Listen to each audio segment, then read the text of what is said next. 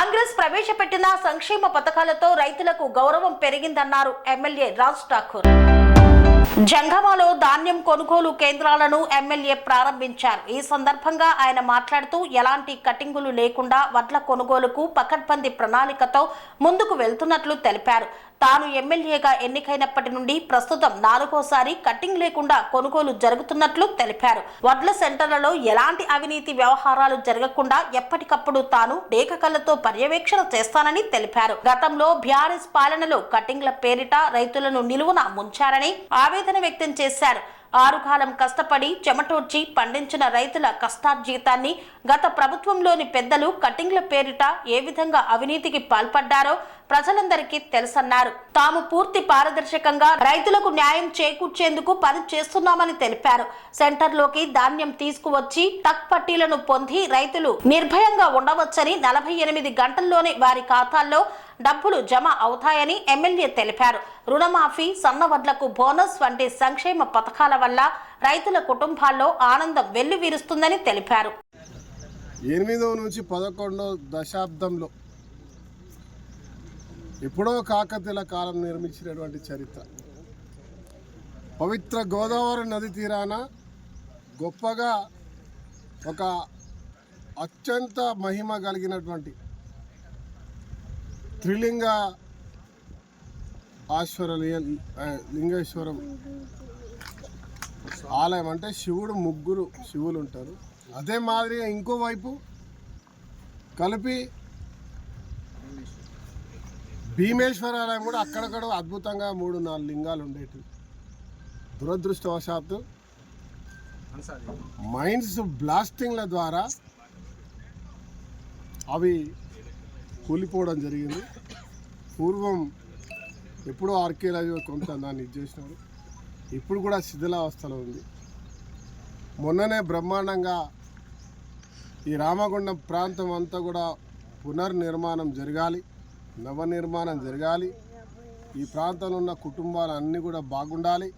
ఇలాంటి చిన్నారులకు బంగారు భవిష్యత్తు ఇవ్వాలి అనే సంకల్పంతో ఆ దేవదేవుడికి పెద్ద ఎత్తున రుద్రాభిషేక కార్యక్రమం మొదటిసారి జరిగిందని చెప్తా ఉన్నారు. మీరు చేసి ఆ దేవుడిని కోరడం జరిగింది. ఆ శక్తి నాకు ఇవ్వాలి, రాష్ట్ర ప్రభుత్వానికి ఇవ్వాలి.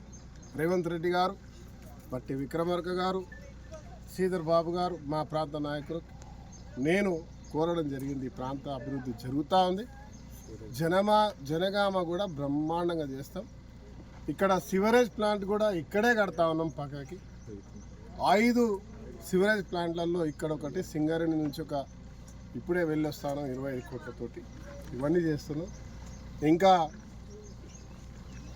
శివుడి గుడి నుంచి ఇంకో దారి మళ్ళిస్తూ ఈ దారిని కూడా పూర్తి చేసి ఇక్కడ నుంచి దారి ఉందని చెప్తా ఉన్నారు. ఓపెన్ కాస్ట్ బయటికి పోయేది. ఆ రోడ్డు కూడా పూర్తి చేస్తాం. ఇప్పుడే అధికారులు నాతో పాటు ఉన్నారు. ఈ నుంచి నేను కూడా వెళ్తా. ఇప్పుడు అది కూడా పూర్తి చేస్తాం. దాంతోపాటు గంగా ఏమొస్తున్నాయి, పుష్కరాలు, పుణ్యక్షేత్రాలు, పుణ్యస్థానాలు చేయడానికి వస్తుంటారు. ఈసారి జనగామను కూడా ఒక పుష్కరాల క్షేత్రంగా